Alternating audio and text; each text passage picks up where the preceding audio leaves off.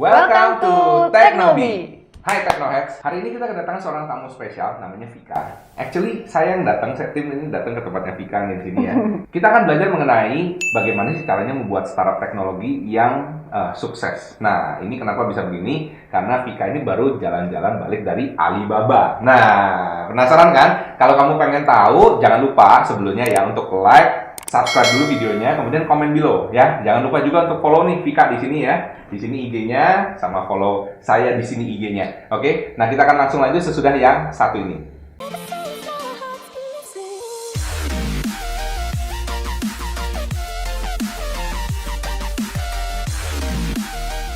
Hai, welcome back to Teknobi. Nah, Teknoheads, hari ini kita kedatangan seorang tamu yang istimewa banget. Ya, kita kenalan dulu ya. Halo. Halo, Pak Michael. Namanya siapa nih? Nama saya Veronica Marcella. Veronica Marcella. Yes. Oke. Biasa dipanggil Vika. Vika. Oke. Profesinya apa Vika? Saya sekarang dipercayakan sebagai Head of Digital Marketing Olympic Group. Wow. Keren banget, ya kan? Nah, itu dia. Jadi Vika ini sebenarnya saya kenal juga karena dia salah satu alumni dari Digimaru, dan saya ngelihat waktu itu dia sangat-sangat antusias, dan kemarin ini Vika dapat kesempatan diundang sama Alibaba ya, betul ya? Betul. Nah, kita akan langsung nanya ke Vika. Oke, Vika, ceritanya kok bisa sampai diundang Alibaba tuh gimana ya? Menarik banget tuh. Ini lucu banget sih. Jadi sebenarnya saya buka email startup saya. Oke. Terus habis gitu di startup saya itu ada email dari Lazada. Oke. Dari Lazada jadi ya, karena Lazada sama Alibaba kan ada partneran. Ya, betul. So, di sana cuma diomongin kalau misalnya ini ada training dari Alibaba untuk pengusaha-pengusaha Indonesia. Oh. So ya, saya ngerasa kurikulumnya waktu saya lihat, gila ini keren banget, dan saya tertarik banget. Akhirnya saya ikut, dan di sana ada banyak prosesnya. Ngisi form, terus habis gitu harus ada 2 tahun requirement. Wow. Startup. Oke. Lalu harus minimal founder, co-founder atau owner. Oke. Ya, Nah, terus habis gitu ada interviewnya dan lain-lain. Itu prosesnya berapa lama? Lama sebenarnya. Lama ya? Karena awalnya dia maunya itu akhir Mei. Setelah Lebaran, akhir Juni. Oke. Akhir Juni, tapi sampai lewat akhir Juni nggak ada kabar. Oh, nggak ada kabar. Tiba-tiba Juli dikasih email kalau misalnya kamu lulus untuk ikut training ini. Wah. Dan ternyata batch-nya itu dimundurin ternyata. Jadi akhir Juli. Okay. Awalnya dia maunya akhir Juni. Saya diinterview waktu liburan Ramadan. Wow. Jadi waktu Mei Juni itu. Oke. Gitu. Soalnya saya kemarin tuh lihat di story-nya Vika. Wah, dia excited banget. Saya bilang, waduh asik ini, saya bilang. Saya langsung bilang, Vik, foto yang banyak ya. Yes. Nanti kita cerita. Siap. Oke, nah saya lihat kan waktu di story ya, kayaknya menarik sekali ya. Banyak banget gitu ya. Kalau boleh tahu berapa banyak orang yang ikut ke situ? Dari 250 applicants yang ikut 50 aja. Waduh. Dan itu selamat Anda menang. Terima Selamat kasih. Anda menang. Saya juga senang banget. Dari 50 itu satu perusahaan harus cuma 1 orang. Jadi nggak bisa 2. Nggak bisa banyak-banyak ya. Oke, Vic, tadi kan kamu udah nyampe nih di Alibaba ya. Nah, Yes. sekarang saya penasaran nih, apa sih yang kamu pelajarin di Alibaba situ, ya kan? Yang bikin kamu berkesan banget, kayaknya pulang tuh nggak bisa tidur, ya kan? Karena saya lihat di story-nya juga tiap hari, wah gimana gitu kan? Seru banget gitu tuh. Saya jadi kepengen tahu gimana. Nah, mungkin bisa di-share beberapa hal yang paling berkesan menurut Vika. Apa yang Vika pelajari di Alibaba sana?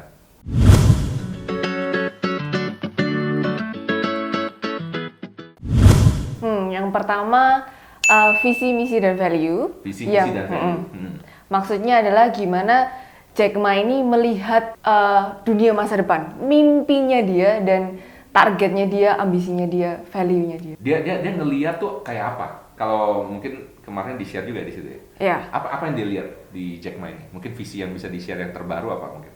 Jadi kalau misalnya dia itu jadi pingin kalau misalnya small medium enterprise-nya di Cina itu juga bisa dikenal sama dunia. Oh. Jadi dia pingin supaya Cina ini, small medium enterprise ini bisa ada di dunia digital. Oke, UKM yang betul, UKM yang ratusan ribu jutaan itu semua bisa masuk dunia digital, ya kan? Betul. Terlebih bisa jual barang-barangnya di luar negeri juga gitu. Betul. Ya. Jadi that's the whole idea Betul. at the beginning ya. Yes. Oke. Nah, terus kemudian saya ngelihat juga sih kemarin ya, kayaknya Jack Ma juga sekarang impiannya jauh lebih besar, bukan cuma di China doang, ya kan? Karena sekarang aku ngelihat dia kayak di beberapa negara, bahkan bukan sama di Southeast Asia aja, bahkan sampai ke Afrika, sampai ke Eropa, ke Amerika juga, dia bahkan pengen membawa UKM-UKM di situ juga untuk masuk juga gitu kan, untuk masuk ke dunia digital ya, dengan Alibaba sebagai platformnya.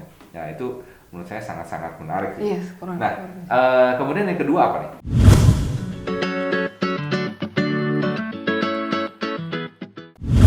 Yang kedua adalah gimana dia mengajarin kita untuk menjadi seorang, nggak enak sih ngomongnya. Jadi dia memberikan ilustrasinya itu germo dan diva.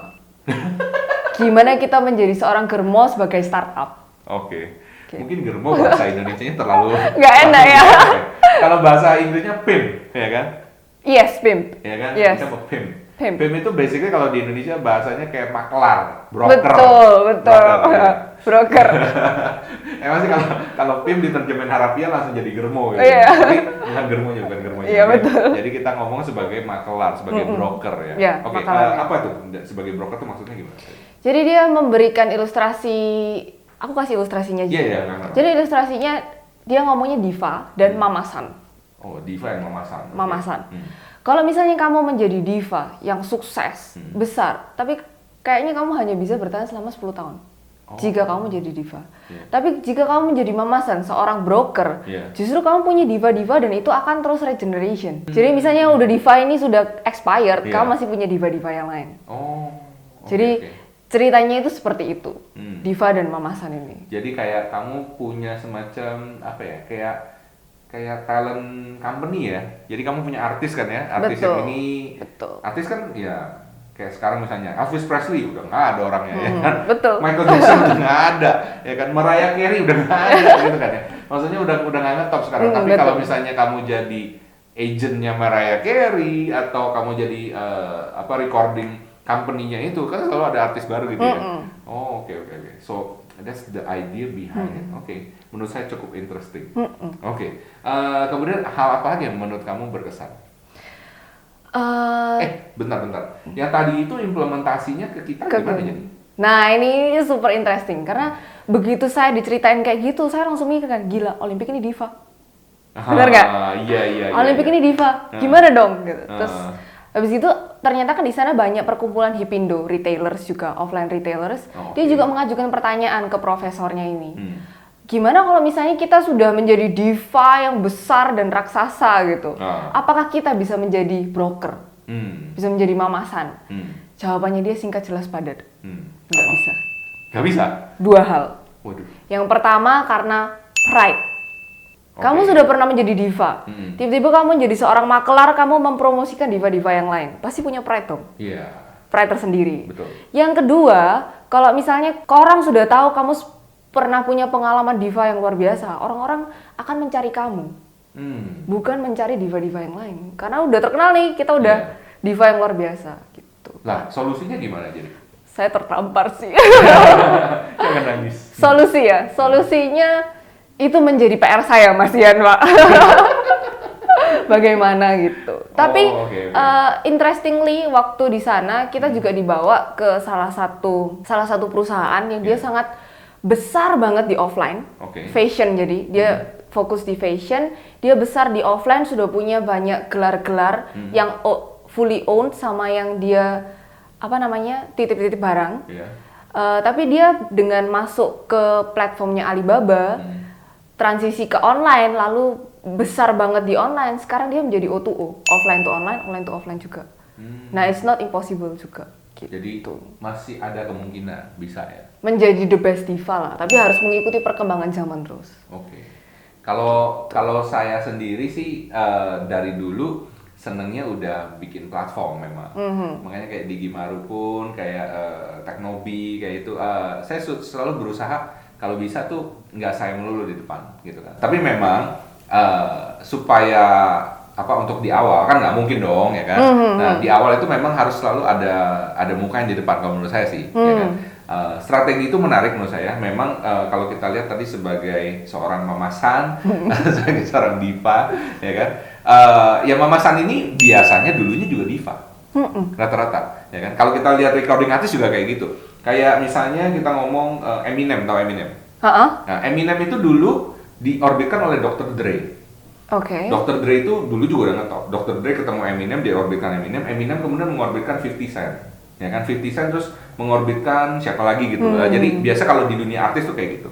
Nah, kalau di dalam dunia bisnis ya mungkin kurang lebih sama sih ya. Cuma kalau dalam dunia bisnis seperti Alibaba ini aku lihat sih lebih masif ya, scale-nya lebih banyak. Kalau boleh tahu, ada nggak di-share ya? Maksudnya datanya Alibaba tuh sekarang tuh yang pakai, yang jualan ada berapa ya? Ada tahu nggak? Kira-kira aja. Wah, aku nggak inget. Jujur banget. Nggak inget. Maafkan saya. Daripada ngomong salah gitu kan. Iya. Oke, yang jelas banyak lah. Banyak. Yang jelas banyak. Oke, nah iya itu menurut saya apa ya?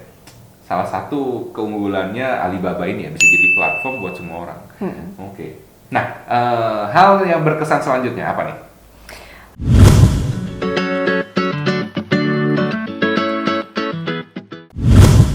Yang berkesan selanjutnya tentang gimana dia bisa benar-benar menggunakan big data, infrastrukturnya dia sih, infrastruktur cloud big data itu. Ini banyak orang ngomong ya, mungkin big data, yopo sih big data itu apa gitu kan ya? Apa sih gunanya gitu? Ya, aku mau kasih penjelasan dikit juga. Yeah. Jadi orang tuh selama ini ngerasa, ini termasuk saya, salah perspektif. Data sama big data atau database itu sangat berbeda. Kalau misalnya kita selama ini sering ngumpulin data-data orang, nama, alamat, nomor telepon, nama, alamat, nomor telepon, seakan-akan itu yang mahal ke depannya. Tapi ternyata itu hanyalah data. Database atau big data itu adalah gimana kita bisa mengambil keputusan langkah selanjutnya, strategi selanjutnya untuk mengembangkan suatu perusahaan menggunakan data tersebut. Jadi nggak cuma data, tapi data ini harus memberikan kita informasi sesuatu. Contohnya dalam bahasa orang awam gimana itu tuh? Contohnya paling simple deh, misalnya by demographic. Jadi kamu tahu kalau misalnya barangmu ini ternyata yang specifically variasi ini itu sangat-sangat kenceng di daerah ini. Nah itu udah nggak perlu orang lagi karena itu langsung sudah disupport data. Nah itu semua sudah diakomodir dengan namanya yang big data itu. Jadi begitu ada produk jenis A di daerah ini paling kencang, yang beli orang-orang umur segini sampai segini, cewek atau cowok kayak gitu ya? Betul. Ya, itu akan sangat berguna banget ya. Betul. Ini ngomong-ngomong ini saya jadi ingat ada satu startup, bukan startup sih, perusahaan udah gede banget. Netflix, pernah dengar? Yes. Ya, Netflix ini menarik ya kan. Karena pertama kali dia bikin mungkin kita pada kurang paham ya, maksudnya so what's the big deal ya kan? Netflix ya cuma streaming doang kan, banyak lah ya, YouTube juga streaming. Tapi sebenarnya data yang dikolek itu juga banyak. Jadi dia pernah bikin ada satu film, film khusus Netflix doang, yang ini dibikin berdasarkan big data. Jadi dia tahu orang-orang ini seneng aktornya ini, direkturnya ini, penulisnya ini, dan temanya filmnya juga mengenai ini. Dan dia bikin film itu dan benar film itu booming. Ya. Mau tahu filmnya? Kissing Booth? Bukan? Apa-apa? Yang pertama ya, yang pertama dia bikin itu House of Cards. Kevin Spacey. Ya, dia itu. Cuma sekarang Kevin Spacey ada sedikit problem. Jadi ya, nggak itu. Tapi itu merupakan salah satu eksperimen dari Netflix bikin berdasarkan big data. Nah, sekarang yang baru-baru juga kayak gitu sih. Jadi dia udah tahu persis orang-orang tuh suka apa. Gitu loh. Jadi ini akan sangat bagus banget ya. Jadi instead of kita bikin dan berharap orang suka, kita udah tahu kamu sukanya apa, saya bikinin. Betul. Nah, itu bedanya. Ya, jadi yang big data ini konklusi dari Alibaba sekarang bukan lagi tentang produk massal nih. Kita buat produk, customer tinggal beli dari pilihan produk ini, tapi lebih customer ingin apa kita buatkan. Wah, jauh lebih spesifik. Betul. Ya kan? Jadi bukan kayak ke restoran semuanya rasakan masakan dari seluruh dunia ada di situ ya kan. Tapi udah tahu begitu dia datang, orang ini suka makanan apa nih? Begitu datang, di meja udah ada makanan itu. Betul. Dahsyat. Dahsyat banget. Dahsyat banget. Keren. Oke, selanjutnya lagi menurut Vika berkesan apa?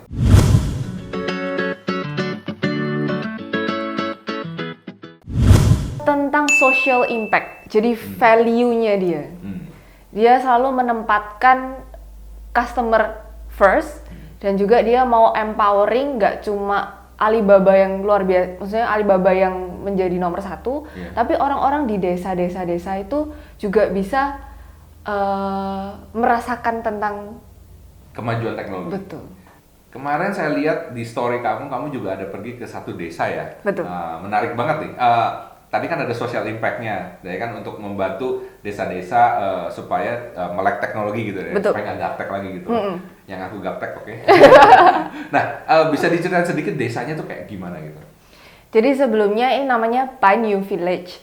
Jadi dia ini adalah salah satu desa yang termiskin di Cina. Serius? Serius. Okay. Sampai ada ceritanya nih, ada cowok yang dia kerja di kota, lalu habis itu cewek ini jatuh cinta kan sama cowok ini. Waktu mau nikah, semua keluarga cewek ini ngomong, jangan, kamu nanti tinggal di desa yang termiskin. Gitu. Oh. Sampai separah itu. Sampai separah begitu? Iya. Gila. Oke, terus? Nah, tapi dengan adanya perubahan digital ini, desa ini itu dimanfaatkan oleh Taobao, bukan dimanfaatkan, diedukasi sama Taobao. Oke. Dia menjadi salah satu Taobao Village. Jadi satu desa ini hanya memproduksi chestnut, bukan chestnut, kayak semacam kacang-kacangan untuk memenuhi kebutuhan kacangan satu Cina. Jadi sekarang desa ini dikenal sebagai produser kacang, satu jenis kacang ini yang paling top. Oh. Dan tapi sekarang kacang ini asli dari desa ini apa dia impor apa gimana kacangnya? Enggak, itu asli dari desa itu. Jadi kemarin karena translationnya agak nggak oke juga. Jadi kalau yang saya tangkap ya ini, yang saya tangkap itu si edukatornya ini melihat dari desa ini itu yang mana yang paling bisa apa yang bisa dikembangkan betul. Gitu ya? Waduh, kalau apa si Taobao itu datang ke Indonesia. Saya rasa bakal lebih banyak lagi tuh. Betul ya kan? sekali. Bener kan? Iya, ya, banget. Karena setiap desa di Indonesia tuh punya keunikan sendiri, betul. Iya, itu bisa, ya nggak usah ngomong jauh-jauh lah ya. Jual kacang ke seluruh Cina aja itu udah bisa cukup 7 turunan gitu ya. Iya, benar. Dan di Indonesia kan juga oke, kamu bisa jual satu barang aja udah cukup tuh, ya kan, untuk menghidupi semuanya gitu kan ya. Nah itu dia yang mungkin banyak teman-teman teknologi juga mungkin mikir ya. Saya tuh mau jual apa? Jual semuanya dijual. Kalau menurut kita, menurut saya ya kan di Digimaru juga ya, kita justru mau orang-orang itu fokus. Satu aja cukup. Betul. Ya kan? Kamu jadi jagoan di satu hal aja udah cukup gitu loh, udah make it gitu ya. Nah terus apalagi yang berkesan di desa itu? Jadi interesting fact-nya kenapa Alibaba akhirnya empowering toko ini untuk menjadi Taobao Village ini menjadi besar, itu karena dia ngerasa semakin kesini kasusnya sama-sama Indonesia. Jadi orang-orang pemuda-pemuda yang di desa itu semuanya pada mau ke kota. Mau ke kota, betul. Karena di desanya nggak ada lahan, nggak ada pekerjaan, hidup kurang terjamin. Iya. Jadi yang di sana tuh tinggal orang-orang tua dan kerjaannya nggak akan diregenerasi lagi. Iya. Nah, dengan adanya Taobao Village ini, pemuda-pemuda justru di-empowering untuk ke sana. Justru malah balik. Betul. Dan infrastrukturnya pun sebelumnya itu sangat minimal. Dia itu katanya di antara gunung-gunung. Oke. Terus habis gitu jalan ke sononya jelek gitu ya. Selain jalan itu juga internetnya juga. Tapi ya itu akhirnya makanya si Alibaba ini empowering social itu tadi. Dia yang membuat infrastruktur itu, mengadakan lah, bukan mengadakan. Oke, jadi nggak ada dibikin ada gitu ya. Yes. Kalau boleh tahu ada berapa Taobao Village sekarang? Kurang lebih. Good question. Saya nggak inget sih sebenarnya. Pasti tidur. Saat itu dia pasti tidur. Aduh. Nggak. Nanti kamu Google sendiri ya. Ada berapa? Yeah. Tapi menurut saya sangat menarik dan saya suka banget sih idenya ya. Saya rasa kalau di Indonesia mungkin definitely pasti jauh lebih bagus dan lebih gede gitu ya. Karena kayak nggak usah ngomong jauh-jauh lah ya. Maksudnya di sini aja lah, misalnya kayak di Gresik atau di mana itu udah ada produk sendiri gitu kan. Betul. Gresik produknya Gresik. Semen Gresik? Oh, semen Gresik. Enggak. Kalau semen nggak usah ngomong ya kan. Makanan, itu Lamongan, soto Lamongan. Ini lagi kayak bandeng. Oh iya. Bandengnya tuh ngetop, ya kan? Bener ya? Ya, ada orang Gresik juga tuh. Enggak bercanda. Oke, anyway, kita ke poin selanjutnya. Apa lagi yang menurut Vika paling berkesan?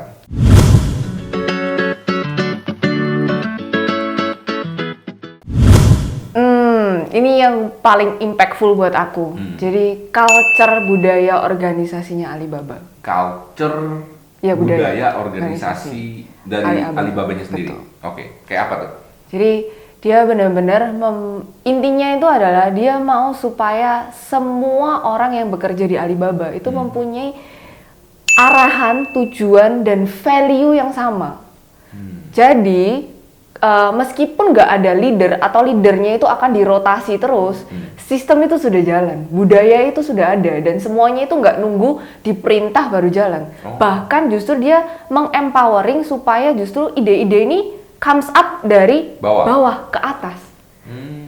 Begitu. Jadi dimulai dari tim kecil dulu, kalau jalan ke atas lalu disebar. Oke, yang lain niru. Gitu. Baru di jalannya. Betul. Semuanya. Nah ini menarik banget ya, terutama buat teman-teman yang punya perusahaan juga gitu kan.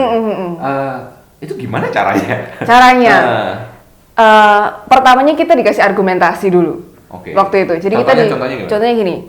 Jadi kita tahu XY ya, XY. Dia ngomong, kamu lebih milih punya mana nih? Staff yang performance tinggi dengan value yang rendah, atau staff yang value tinggi tapi performance-nya rendah. Mereka kasih sebutannya performance tinggi tapi value rendah itu wild dog, anjing liar. Atau yang value tinggi dengan performance rendah itu namanya rabbit, kelinci. Kalau Pak Michael sendiri mungkin lebih milih yang mana? Wild dog atau rabbit? Kemarin kamu cerita dulu. Gitu, aku belum dapat gambarannya. Jadi intinya kalau aku waktu itu ngomongnya, saya lebih memilih staff yang rabbit. Jadi yang penting kan value-nya, visi misinya dia udah tahu, dia integrity-nya sudah ada. Jadi meskipun dia slower than the others, tapi dia tuh kalau misalnya dipacu, diajarin terus, dia mungkin bisa menjadi ke tengah. Mereka sebutnya bull, banteng. Nah, tapi dari kelompok-kelompok lain banyak yang memberi argumentasi berbeda. Dia memilih wild dog karena kamu bisa memikirkan hal yang lebih besar.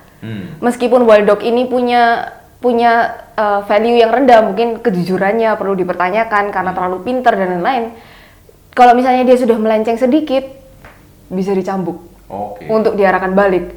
Nah, Alibaba pada saat itu, tim Alibaba ya, ini memberikan jawabannya adalah menurut Jack Ma, nggak dua-duanya. Kenapa? Karena dua-duanya itu harm to the company. Di saat integritas dipertanyakan, sudah tidak ada toleransi. Itu untuk wild dog. Meskipun kamu highest performance kayak apapun, harus dipecat. Jadi betul. Gimana ya harus dipecat. Nah, dan itu mereka memberikan satu kasus kayak peristiwa sempat ada engineer IT-nya yang best performance banget di Alibaba itu, dan dia melakukan satu keisengan, hanya keisengan, bahkan bukan tujuannya yang intentionally untuk merugikan orang lain, tapi keisengan akhirnya merugikan banyak orang. Ya hanya keisengan aja sih. Terus habis gitu langsung dipecat. Meskipun waktu itu sempat terjadi argumentasi dulu. Ini orangnya hebat banget loh, kerjanya oke banget gitu. No toleransi, karena dia juga pasti mau melindungi gambar Alibaba ini kan perlu nomor satu trust untuk dunia digital. Betul. Nah, terus habis gitu, kalau yang rabbit ini dia kenapa harmful to the company? Karena tanpa kita sadari, kita iba orang ini loh kerja sangat keras, meskipun belum perform tapi kerja sangat keras, ya kan? Kita ngelihat orang ini bener-bener niat lah untuk memajukan company ini. Tapi tanpa kita sadari tiba-tiba berkembang yang namanya rabbit kan berkembangnya cepat. Berkembang biak sampai memenuhi satu company, budayanya penuh dengan rabbit. Begitu kita mau pecat, lumpuh sudah nanti company-nya. So both of them itu harmful. Ini kayaknya permasalahan yang paling sering terjadi di perusahaan tradisional ya. Karena biasanya itu based on relationship, based itu. Jadi nggak ada performance pun ya udah tetap dikit aja orang gitu. Takut kehilangan. Nah itu. Nah, jadi solusinya dia untuk bisa keep up the fighting spirit dan value di dalam company itu, dia membuat sistem namanya 361. Apa itu? Jadi dari XY tadi, wild dog sama rabbit harus di training untuk menjadi bull. Lalu yang best performance dan best value itu namanya star quality. Nah, 30% itu adalah yang si star quality ini. 30% yang star quality. 60% adalah bull, banteng. Di tengah, ya kan? 10% adalah wild dog dan rabbit. Sistem ini diadakan setiap bulan. Jadi dalam performance review setiap tim, mereka harus memilih 361 ini. Oke. Jadi misalnya ada tim 10. Iya. 30% star quality dari tim itu siapa? 60% siapa? 10% siapa? Oke. 10% ini harus dikeluarin. Jadi dikeluarin. Langsung. Wow. Jadi dia punya apa? Yang kerja juga di cut terus gitu. Wah, that's interesting. Sangat interesting menurut Iya, saya. interesting. Kenapa? Karena itu membuat mereka akhirnya kan, oh, I have to give something to the company. Kalau misalnya kadang-kadang ya, ini kayaknya bisa jadi satu video sendiri nih argumen. Iya, benar. Kalau misalnya ya orangnya belum perform, mungkin kan bisa perform, kita selalu mikir kayak gitu kan. Atau orangnya perform banget, aduh sayang banget gitu kan ya. Wah, ini it's a tough decision ya kan, it's a tough decision. Ini memang decision makernya ini punya PR yang sangat-sangat besar gitu ya, tanggung jawabnya ya. Ini memang nggak gampang. Betul. Okay. Karena Tapi itu tim leader yang di sana pernah. Jadi ada karyawan waktu itu tim Alibaba itu ada yang sudah 19 tahun kerja di sana. 19 tahun, wow. Dia ngomong menjadi tim leader di Alibaba itu sangat-sangat tough ya karena itu. Karena sistem 361 ini. Tapi itu terbukti ya. Maksudnya kita lihat sekarang perusahaannya sebagaimana bisa besarnya ya. Dan menurut saya mungkin gini juga ya, banyak juga orang yang udah keluar dari Alibaba itu pun, ya kan, mereka akhirnya bikin satu company baru yang sama hebatnya juga, ya kan, saya juga sering ngeliat kayak gitu ya. Oke, interesting banget. Oke, jadi itu tadi hal-hal yang berkesan ya. Yes. Ada berapa, mungkin bisa diulang lagi. Jadi tentang visi misi value-nya Alibaba, lalu platform strategi Mama San and Diva. Ya. Lalu tentang big data, lalu tentang social impact, lalu budaya organisasi. Nah, saya pernah dengar juga nih, kayaknya waktu itu kamu pernah share juga, kayaknya ada satu culture di Alibaba yang nggak diimpose, tapi for some reason orang-orang itu adopt di situ. Jack Ma juga sering ngomong ya, kayaknya seminggu kerja berapa kali, dari jam berapa, mungkin bisa diceritain dikit kan? Oke. Jadi waktu saya di sana, kita masuk dari jam 9, sebenarnya sudah selesai jam 6. Oke. Tapi ada yang namanya sesi optional, itu sampai jam 9 malam.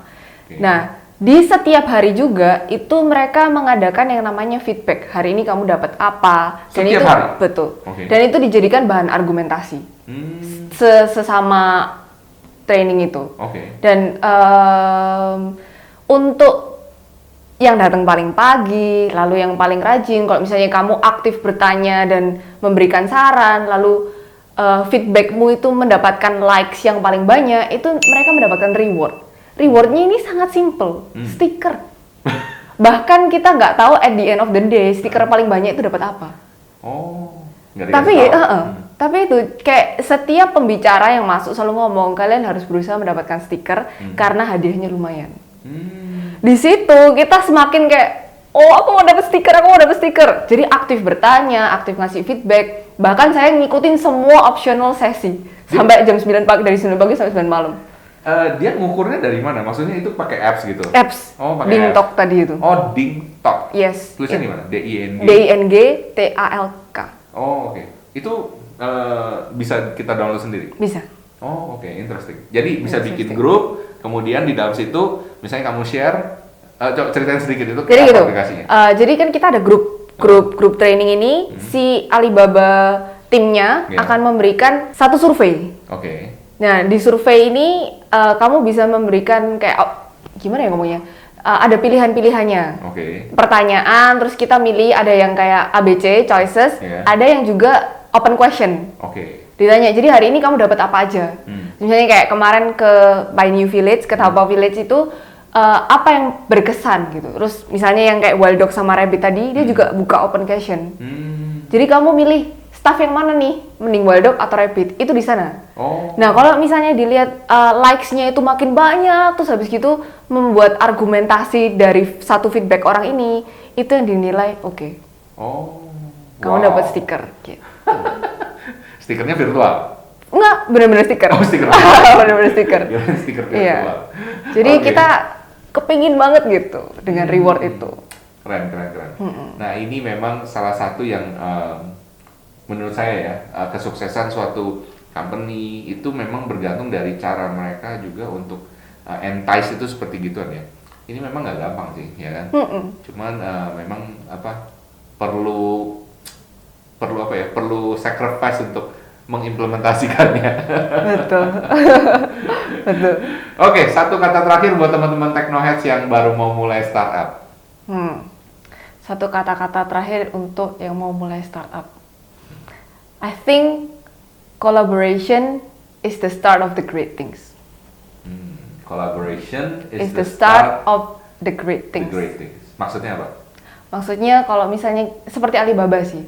Kalau misalnya kita mau semuanya dikerjakan sendiri, ya itu hanya kemampuan kita. Tapi jika kita kolaborasi dengan orang lain, kita bisa menjadi lebih besar.